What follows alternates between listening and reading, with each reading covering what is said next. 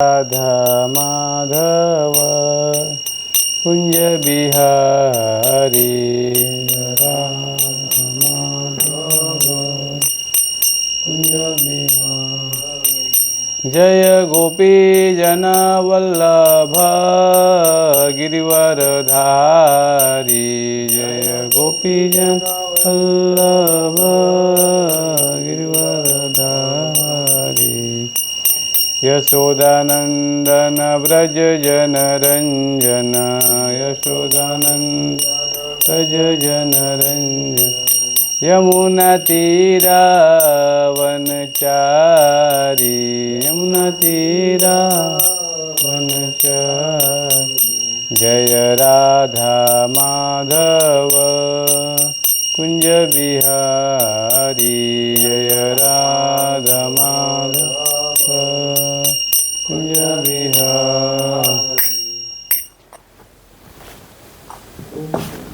ओम नमो भगवते वासुदेवाय।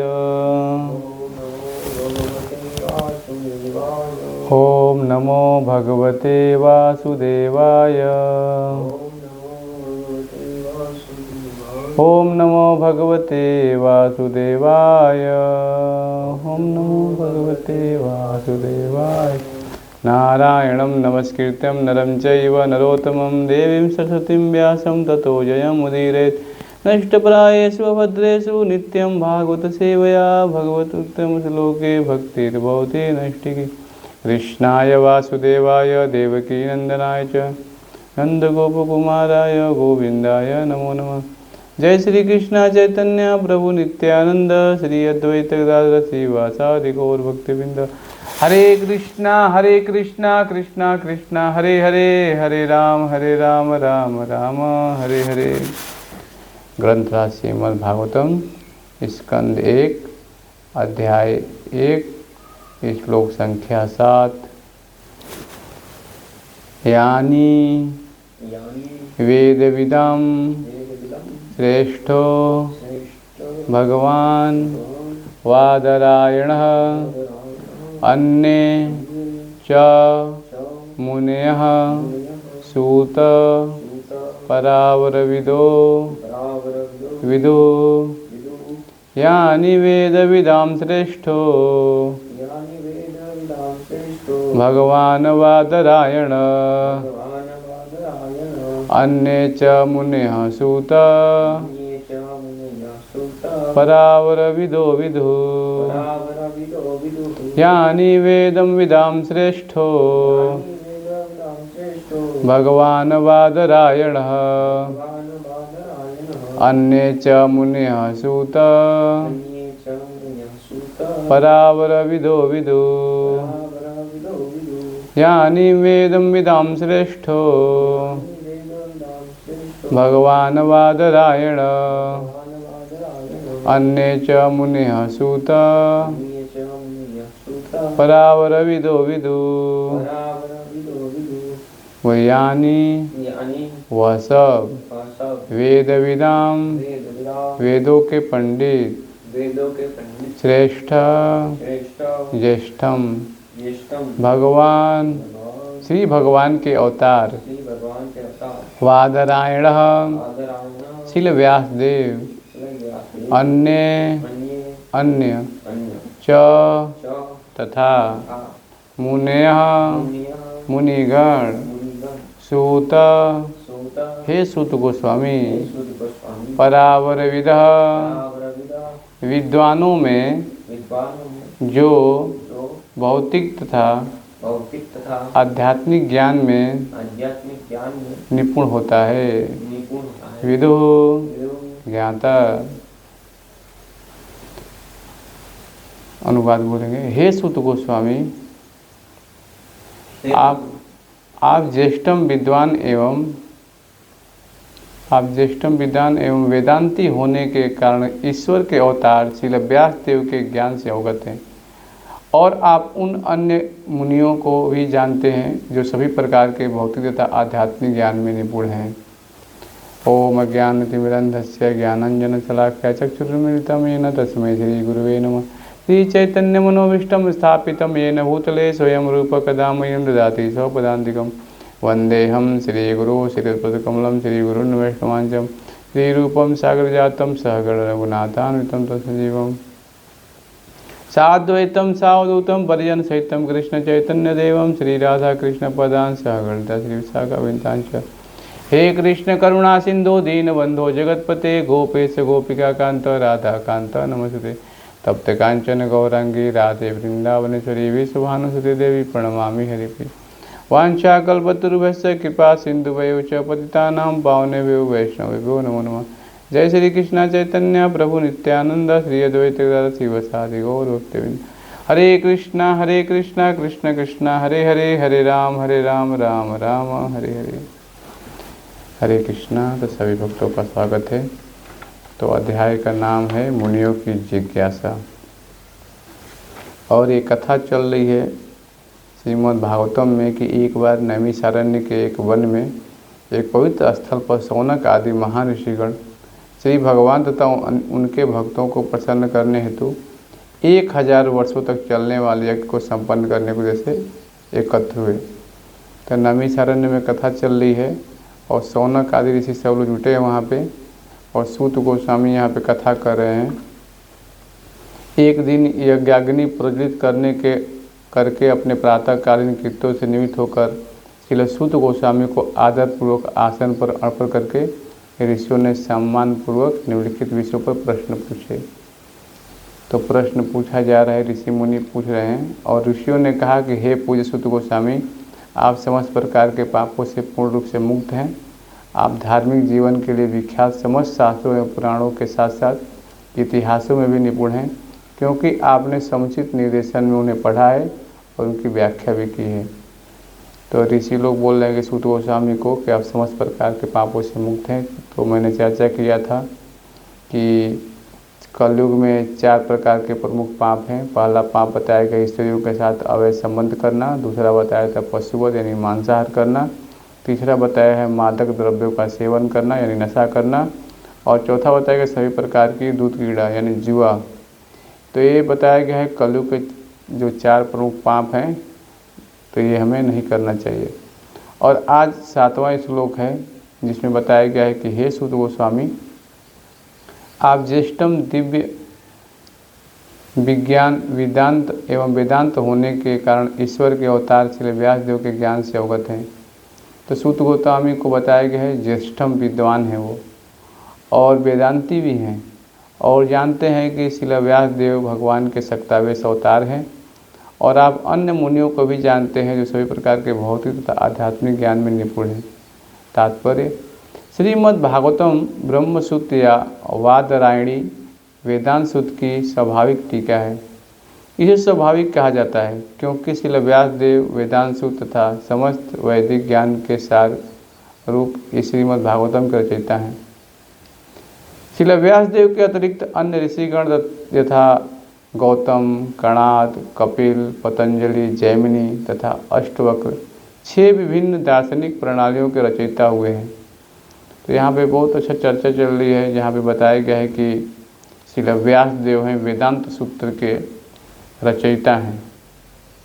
हम देखते हैं कि श्रीमद् भागवतम वैदिक साहित्य के सार रूप में इसको बताया गया, निगम कल्पतरु गलितम फलम, और निर्मल पुराण भी कहा गया है भागवतम को, चैतन्य महाप्रभु ने बताया है।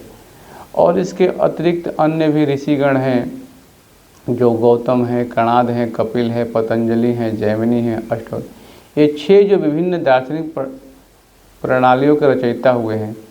आस्तिकता की पूर्ण व्याख्या वेदांत सूत्र में है, जबकि अन्य दार्शनिक चिंतन प्रणालियों में समस्त कारणों के कारण के विषय में कोई उल्लेख नहीं मिलता।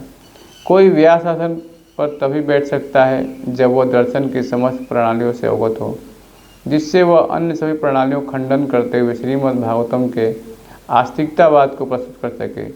श्री सूत गोस्वामी उपयुक्त शिक्षक थे, इसलिए नैमिषारण्य के मुनियों ने उन्हें व्यास आसन पर बैठाया और श्री व्यासदेव को यहाँ पर भगवान कहा गया है क्योंकि वे प्रमाणिक सक्तावेश अवतार हैं। तो श्रीमद् भागवतम में ही बताया गया है कि स्कंद 1 अध्याय 3 और श्लोक संख्या 21 में बताया गया है, श्रील व्यास देव के बारे में चर्चा हुआ है, जिसमें बताया गया है कि ततः सप्तदेशे जात सत्यवत्यं पराशरात् चक्रे वेदतरो शाखा दृष्ट्वा पुंसो अल्पमेधस। तत्पश्चात 17वें अवतार में श्री भगवान पराशर मुनि के माध्यम से सत्यवती के गर्भ में श्रील व्यास देव के रूप में प्रकट हुए। उन्होंने यह देखकर कि समस्त कि सामान्य जन अल्पज्ञ हैं, एकमेव वेद को अनेक शाखाओं प्रशाखाओं में विभक्त कर दिया। तो यहाँ बताया गया है कि माता सत्यवती के गर्भ से श्रील व्यास देव प्रकट हुए। मूल रूप से वेद एक है, किंतु श्रील व्यास देव ने मूल वेद को चार भागों में विभाजित कर दिया।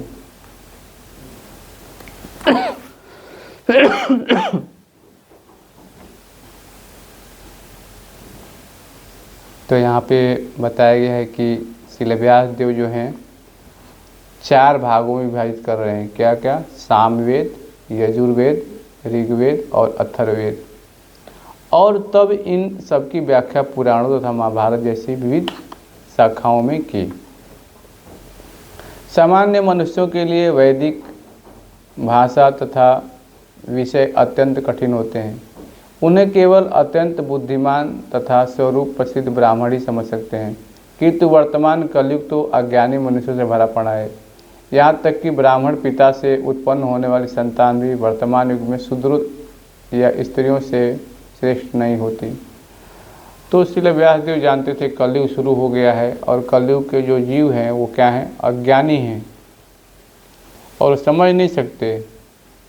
यहाँ पे भागवतम में बताया गया है कि अज्ञानता से भरे पड़े हैं लोग। तो हम देखते हैं कि श्रील व्यास देव त्रिकालदर्शी थे। वो जानते थे भूत, वर्तमान और भविष्य। और हमें शास्त्र भी बताए गए हैं कि हमें क्या समझना चाहिए। ये भी त्रिकालज्ञ हैं, ये भी जानते हैं भूत, वर्तमान और भविष्य। तो हमें चाहिए कि हम इनके माध्यम से जानें। देखिए आगे क्या होने वाला भागवतम में वो भी सब बताया गया है। यहाँ पे सारे भगवान के अवतार का लिस्ट दिया गया है यहाँ पे। तो श्रील व्यास देव बुद्धिमान व्यक्ति थे, वो जानते थे, स्वरूप प्रसिद्ध व्यक्ति थे वो। और बताया गया है कि वर्तमान कलयुग तो अज्ञानी मनुष्यों से भरा पड़ा है। यहाँ तक कि ब्राह्मण पिता से उत्पन्न होने वाली संतान भी वर्तमान युग में शूद्रों या स्त्रियों से श्रेष्ठ नहीं होगी। देखिए ब्राह्मण के घर में जन्म हुआ है लोगों का, लेकिन वो भी नियम पालन नहीं कर पा रहे हैं। आज देखिए वो भी नशा, मांसाहार, जुआ, अवैध संबंध में लिप्त रहते हैं।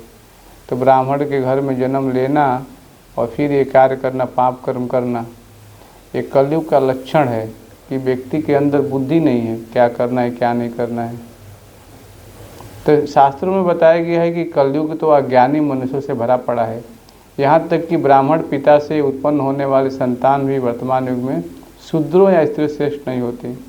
द्विजों अर्थात ब्राह्मणों, क्षत्रियों तथा वैश्यों से यह उपेक्षा की जाती है कि वे सांस्कृतिक शुद्धिकरण की प्रक्रिया अर्थात संस्कार संपन्न करें।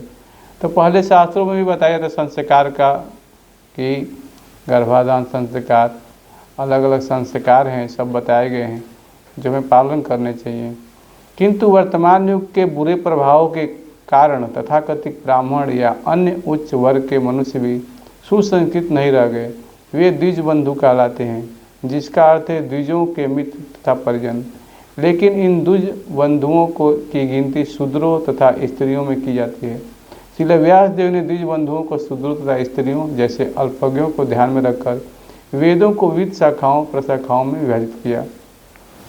तो श्रीमद् भागवतम है, ये निर्मल पुराण है। जो भी भगवान की कथाओं को सुनेगा उसका हृदय शुद्ध हो जाएगा। तो शास्त्रों में बताया गया है कि नित्यम भागवत सेवया, रोज़ हमें भागवतम का पठन करना चाहिए, इसे तभी हम समझ सकते हैं। तो हमें समझना चाहिए कि यहाँ पे श्रील व्यास देव की बहुत ही बड़ी कृपा है कलयुग के जीवों के लिए, जिसमें बता रहे हैं कि श्रील व्यास देव की हमें क्या करना है क्या नहीं करना है। तो बहुत महत्वपूर्ण चीज़ बताया गया यहाँ पे। आज के श्लोक में बताया गया है कि वादरायणी शब्द आया है यहाँ पे। तो ये बताया गया है श्रील व्यास देव के लिए कि वेदांत संस्कृत के तथा समस्त वैदिक साहित्य के सार रूप में श्रीमद् भागवतम के रचयिता हैं श्री व्यास देव। हम देखते हैं कि श्री व्यास देव जो हैं वो भी जानते थे आगे के जीव कैसे होंगे, सब कुछ भूल जाएंगे। उन्होंने लिखित रूप में किया ताकि हम पढ़ के समझ पाएँ, लेकिन आज किसी के पास टाइम भी नहीं पढ़ने के लिए, बैठने के लिए। 1 घंटा किसी को बोले थोड़ा बैठो साथ में तो नहीं बैठ सकते। तो समझ सकते हैं कि लोगों की बुद्धि कितनी अल्प मेधसाम बताए गए हैं। हाँ, जब तक हम शांतिपूर्वक बैठेंगे नहीं तब तक हम इन चीज़ों को समझ भी नहीं सकते। इसीलिए शास्त्रों में बताया गया है कि हमें भागवतम रोज पढ़ना चाहिए। हरे कृष्ण कृष्ण कृष्ण हरे हरे, हरे राम राम। और निरंतर हमें भगवान के नाम का जप करना चाहिए, तभी हम इन चीज़ से बच सकते हैं। हरे कृष्ण कृष्ण कृष्ण हरे हरे, हरे राम राम राम।